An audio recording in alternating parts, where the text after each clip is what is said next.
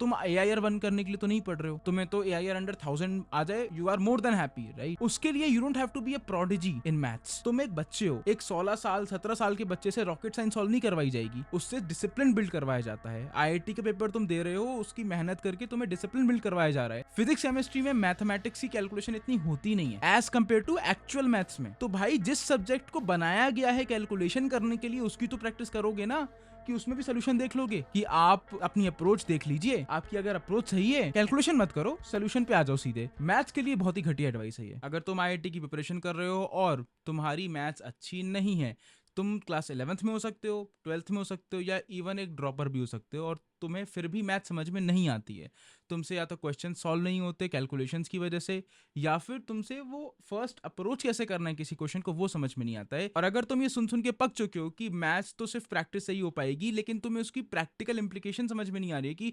Practically मैं कैसे उसे अप्लाई करूं अपने लाइफ में और कैसे अपने मैथ्स को स्ट्रॉन्ग करूं, this video is for you. मैं थोड़ा कॉन्टेक्स्ट दे देता हूं। मैं बचपन से I have been fairly good at maths. Physics was not something I was good at, chemistry मैंने टाइम के साथ सीखी, but math was always one of my favourite subject. क्यों? क्योंकि मैथ्स एक ऐसा सब्जेक्ट था जो कि मुझे सिर्फ फॉर्मूले में वैल्यू डाल के आंसर निकालना था। जब मैं छोटे बचपन की बात कर रहा हूँ, अपने 9th-10th की, एंड उस टाइम पे मुझे उससे सरल सब्जेक्ट कोई नहीं लगता था। मैं तुम्हें ऑनेस्टली बताता हूँ, पूरे IIT JEE के सिलेबस में मैथ से सरल सब्जेक्ट कोई है ही नहीं। तुम केमिस्ट्री में रट रट के मर जाओगे अपने, क्या बोलते हैं, जो एक्सेप्शंस होते हैं या फिर पीरियोडिक टेबल की चीजें हैं, ब्ला ब्ला ब्ला। उसके अंदर 3 सब्जेक्ट और हैं बाय द वे केमिस्ट्री के अंदर। फिजिक्स में तुम्हारे कंसेप्ट क्रिस्टल क्लियर होने चाहिए, तभी तुमसे सवाल ढंग से बन पाता है। लेकिन मैथ्स एक ऐसा सरल सब्जेक्ट है, मैं तुम्हें 3 किताबें बताऊंगा, 3 किताबें लगा लो, बट हाँ प्रैक्टिस कैसे करनी उस पर बात करेंगे। 3 किताबें लगानी है, कुछ सोचना ही नहीं है, मैथ्स तुम्हारा अपने आप स्ट्रांग हो जाएगा। तो चलो समझते हैं क्या करना है। अब वीडियो में आगे बढ़ने से पहले चैनल को सब्सक्राइब कर लो, बिकॉज इससे यूट्यूब और भी ज्यादा स्टूडेंट्स को वीडियोस पुश करेगा मेरी, which is my main purpose. तो सुनो, शायद तुम्हें ये बात सुन के थोड़ा अजीब लगे या तुम इसको पचा ना पाओ, लेकिन मैं तुम्हें बोल देता हूं बिकॉज यही सच है। मैथ्स तुम्हारी सिर्फ प्रैक्टिस अच्छी नहीं होने वाली है, मैथ्स तुम्हारी अच्छी होगी घनघोर प्रैक्टिस विथ टाइम बाउंडेशन के साथ। सबसे बड़ी प्रॉब्लम तुम लोग क्या करते हो कि तुम लोग एक एक सवाल को इतना ज्यादा टाइम दे देते हो, क्योंकि तुम्हें एग्जाम का तो प्रेशर होता ही नहीं है मैथ्स में। एंड मैं तुम्हें एक बात बताता हूँ, मैथ से ज्यादा सवाल तुम किसी भी सब्जेक्ट में नहीं सॉल्व करोगे। सबसे ज्यादा सवाल जो तुम किसी सब्जेक्ट में सॉल्व करोगे वो मैथ्स ही है, क्योंकि maths is all about practice. जो भी तुम्हें बोल रहा है ना कि मैथ्स प्रैक्टिस से बनेगी, गलत नहीं बोल रहे हैं, वो सही बोल रहे हैं। तुम उसे समझ नहीं पा रहे हो क्योंकि तुम्हें बहुत क्लीशे लग रहा है। कभी कभी क्या होता है, हम कोई सच को इतना ज्यादा सुन लेते हैं कि हमें लगता है कि वो झूठ है, लेकिन असल में वो है सच ही। मैथ्स अगर तुम्हें अच्छी करनी है तो तुम्हें दबा के प्रैक्टिस करनी पड़ेगी। मैं अच्छी बात बताता हूँ मैथ्स की, मैथ्स तुम्हारी प्रैक्टिस से अच्छी हो जाएगी। फिजिक्स में फिर भी तुम्हें अगर प्रैक्टिस कर ली लेकिन तुम्हारे कंसेप्ट हिले हुए हैं, तो तुम हो सकता है सवाल गलत बना के आ जाओ। या केमिस्ट्री में तुमने बहुत कंसेप्ट पे काम करा, प्रैक्टिस भी करी, लेकिन तुम्हारे एक्सेप्शन निकल आए तो तुम्हारे सवाल गलत हो जाएं। मैथ्स में ऐसा नहीं होगा। मैथ्स में अगर तुमने दम दम लगा के प्रैक्टिस करी है ना, और तुमने वो सवाल 10 बार प्रैक्टिस करा है और एग्जाम में आ गया, वो सही ही होगा। तो सबसे सरल सब्जेक्ट है, आसान नहीं है, सरल सब्जेक्ट है। अब देखो करना क्या है, सिंपल सी बात बताता हूं मैं। अगर तुम कोचिंग जाते हो और नहीं जाते हो, दोनों का केस कंसिडर करते हैं। अगर तुम कोचिंग जाते हो तो तुम्हें सबसे पहले फोकस करना है 2 किताबों पे। पहली किताब होगी तुम्हारी कोचिंग की मॉड्यूल्स। अगर अच्छी कोचिंग है तुम्हारी जहां पे मॉड्यूल्स अच्छी मिलती हैं तो उसको करना। नहीं तो सेकंड जो तुम्हें किताब लगानी है, सेकंड पब्लिकेशन लगानी है, वो लगानी है सिंगेज। अब सिंगेज बदनाम है इस बात के लिए कि उसमें बहुत सारे क्वेश्चंस हैं, लेकिन मैथ्स के लिए एक्चुअली में एक वरदान है, क्योंकि तुम जितने ज्यादा सवाल लगाओगे मैथ्स के, और सिंगेज में ना लो लेवल से लेके हाई लेवल सबके बहुत भर भर के सवाल दिए हुए हैं, तो तुम्हें सिंगेज तो as a must book coaching module करनी है अगर अच्छी लेवल की हो तो। पीवाईक्यूज हम करेंगे एंड में, लेकिन उसके लिए कोई भी बुक पकड़ सकते हो तुम। अरिहंत पकड़ लो, मैंने अरिहंत से करा था इसलिए मैं अरिहंत का नाम ले रहा हूं।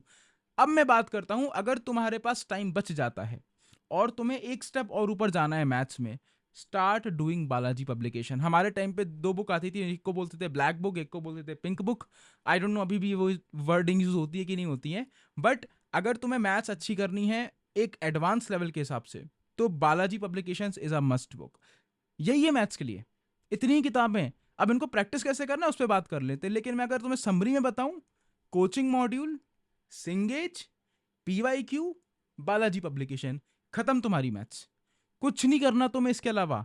ये 4 पब्लिकेशन के काम कर लो, तुम्हें जेन्युइनली कुछ नहीं करना उसके अलावा। ना तुम्हें एक्सेप्शन से पढ़ना है, ना तुम्हें कुछ पढ़ना है, इन्हीं से प्रैक्टिस कर लो बस। अब हम बात करते हैं कि यार प्रैक्टिस कैसे करना है। देखो, सबसे पहले ये गलती मत करना कि मैं एकदम एडवांस लेवल से चालू करूंगा। आई थिंक इतने तुम बेवकूफ हो भी नहीं। तुम्हें बेसिकली क्या करना है, अगर तुम्हारी कोचिंग ठीक ठाक है, जिसकी मॉड्यूल्स अच्छी हैं, सबसे पहले start solving your coaching modules, simultaneously do things. ठीक है, कोचिंग मॉड्यूल खत्म करने के बाद सिंगेज नहीं करनी है, साइमल्टेनियसली करनी है। मैं अपना खुद का फ्रेमवर्क बता रहा हूं जो मैंने किया है। कोचिंग मॉड्यूल के साथ हम सिंगेज इस्तेमाल करेंगे, दोनों को खत्म करने की कोशिश करेंगे साथ में।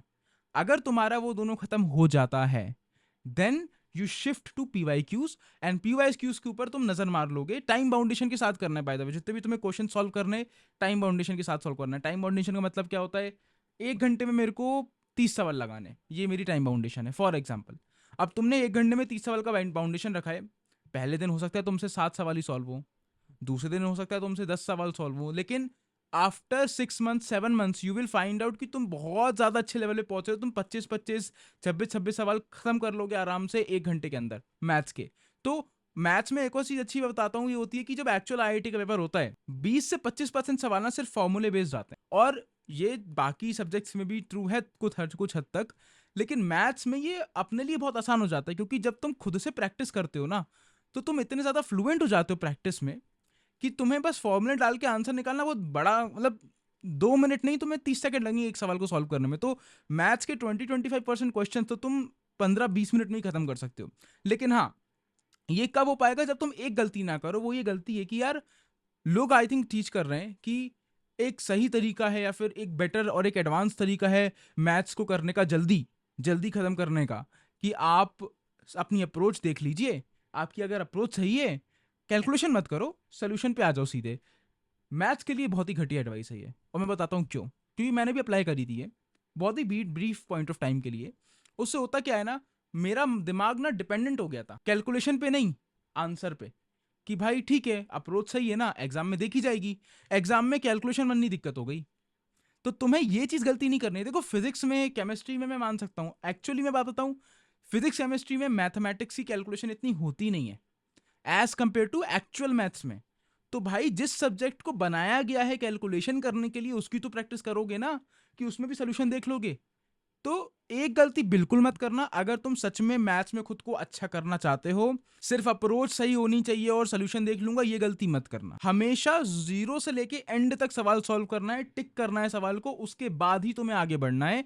और मैं ये बोल रहा हूं कि सोल्यूशन देखो, बिल्कुल हर सवाल का सोल्यूशन देखो अपने तरीके को चेक करने के लिए। लेकिन कब, जब तुमने टिक लगा दिया हो, भले ही वो आंसर गलत है, तुम्हारा कोई दिक्कत नहीं है, बट तुम्हारी कैलकुलेशन बहुत जरूरी है, क्योंकि मैथ्स में सिली मिस्टेक्स बहुत होती हैं। एंड मैथ्स जैसे सब्जेक्ट में अगर तुमने कैलकुलेशन की प्रैक्टिस नहीं करी, सिर्फ अप्रोच की प्रैक्टिस करते रह गए, तो क्या मतलब हुआ फिर। और एक बात मैं ये बोलना चाहूंगा कि यार, तुम सब लोग ना मैथ्स को ना दिल पे मत लेना। मैं तुम्हें बताता हूं, जैसे कि मैंने पहले बोला, maths is going to be the highest question attempting subject for you. मतलब तुम जितने ज्यादा, मान लो तुमने अगर 1 लाख सवाल सॉल्व करें, तो उसमें से 40% सवाल तुम सिर्फ मैथ्स के सॉल्व करोगे अपनी 2 साल की जर्नी में।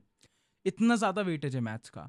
तो अगर मैथ्स के तुम्हारे क्वेश्चन उतने ही परसेंटेज में ज्यादा गलत होंगे, तो उसको बुरा मत मानना कि यार, मैंने साला 200 क्वेश्चन लगाए लेकिन मेरे 80 क्वेश्चन गलत हो गए।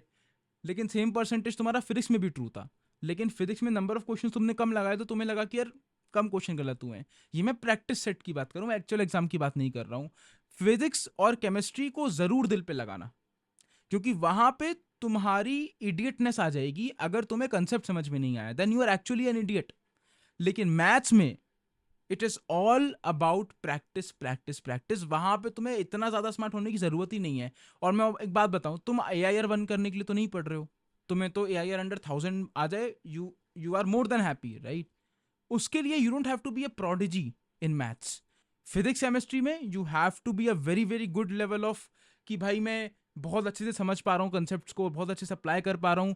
बट मैथ्स में you don't need anything like that. ढंग से प्रैक्टिस करो, जो मैंने 4 किताबें बताई हैं। और मैं बता रहा हूँ कि तुम वो 4 किताबें भी कर लोगे ना, तो पहली बात तो वो 4 किताबें करना आसान नहीं है, बहुत मुश्किल है, बहुत ज़्यादा। क्योंकि तुम्हें DBPs भी करनी पड़ेंगी, PYQs भी करने पड़ेंगे, कोचिंग का काम भी होगा, सिंगेज के बहुत सारे क्वेश्चन हैं, then black Balaji, pink Balaji, ये सारी चीज़ें एक साथ करना, वो एक सब्जेक्ट के लिए सिर्फ, and then physics chemistry manage करना, it's not an easy job.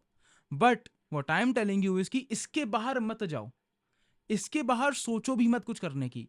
मैंने कम से कम तुम्हारा जो 10 बुक का घेरा था, उसको मैंने 4 बुक पे सीमित कर दिया लाके। तो इसके आगे जाने की कोशिश मत करना, इसमें से जितना कर जाओ। और कैसे करना है वो भी मैंने बता दिया। जब तुम 1 घंटे की प्रैक्टिस करोगे मैथ्स में, दिन में कम से कम 1-2 घंटे तो दो। जब प्रैक्टिस करोगे तो टाइम बाउंडेशन प्रैक्टिस कर लो। तो देखो मैं बताता हूँ, आईआईटी की प्रिपरेशन करना हार्ड ज़रूर है, लेकिन अगर तुम उसे स्टेप्स में ब्रेक डाउन कर लोगे ना, इट्स नॉट कोई रॉकेट साइंस। तुम एक बच्चे हो, एक 16 साल 17 साल के बच्चे से रॉकेट साइंस सॉल्व नहीं करवाई जाएगी, उससे डिसिप्लिन बिल्ड करवाया जाता है। आईआईटी का पेपर तुम दे रहे हो, उसकी मेहनत करके तुम्हें डिसिप्लिन बिल्ड करवाया जा रहा है। तो अगर तुम सही डिसिप्लिन से दिन के 1 घंटे 2 घंटे प्रैक्टिस कर रहे हो मैथ्स को लेके, हो जाएगा तुम्हारा। इतना ज़्यादा स्ट्रैटेजी, इतना ज़्यादा ओवर कॉम्प्लिकेशन ऑफ मेथड्स, इतना ज़्यादा सोचो ही मत, सीधे उतर जाओ। एंड मैं बता रहा हूं तुम्हें, अगर तुम सीधे चीजें प्रैक्टिस करने पे चालू कर दोगे तो मुझे 2 महीने बाद आके तुम खुद बोलोगे कि अच्छा हुआ कि मैं स्ट्रैटेजी के चक्कर में नहीं पड़ा, मैंने सीधे प्रैक्टिस चालू कर दी, मेरी मैथ्स काफी अपलिफ्ट हो चुकी है। So this was a very very small video. And देखो, जाने से पहले मैं तुम्हें एक चीज बताता हूँ, कुछ चीजें ऐसी होती हैं जिनको समझाने के लिए ज्यादा समय नहीं देना चाहिए। जैसे कि जो मैंने तुम्हें मैथ्स के बारे में बताया, कोई तुम्हें 50 मिनट में भी बता सकता है, कोई तुम्हें 4 घंटे के लेक्चर में बता सकता है, मतलब माइंडसेट लेक्चर में कोई तुम्हें 25 मिनट में बता सकता है, लेकिन मैंने जितने टाइम में बताया मेरे हिसाब से उतना ही है। तो अब बाकी वीडियो में जाके अपना दिमाग मत खपाओ, एक्चुअल प्रिपरेशन पर टाइम दो। जैसा कि मैंने बोला, मैथ्स में तुम्हें प्रैक्टिस नहीं करनी, घनघोर प्रैक्टिस करनी है विथ टाइम बाउंडेशन, तभी तुम्हारा कुछ हो पाएगा। So this was the video for today. I hope it was helpful for you. I know कि तुम जो माइंडसेट सोच के आए थे कि मेरे को कोई खतरनाक तड़कती भड़कती स्ट्रैटेजी मिल जाएगी, वो नहीं मिली। बट मैं ऑनेस्टली बता रहा हूँ, मैं तुमसे झूठ नहीं बोलना चाहता। There is no strategy, you have to practice, and that is the best and the worst part. Because जब तुम इतना प्रैक्टिस कर लोगे ना, तो तुम्हें समझ में आएगा कि अच्छा हुआ मैंने इतनी घिसा ली, क्योंकि अब मैं कोई भी क्वेश्चन को बनाने के मुझे 3 तरीके पता है। तो या दैट वाज टुडेस वीडियो। अगर अच्छा लगे चैनल को सब्सक्राइब कर देना, एंड कोई भी डाउट आए अगर, just put it in the comment box, क्योंकि ये भी वीडियो मैंने कमेंट सेक्शन से उठाई है। एंड या जाओ काम करो।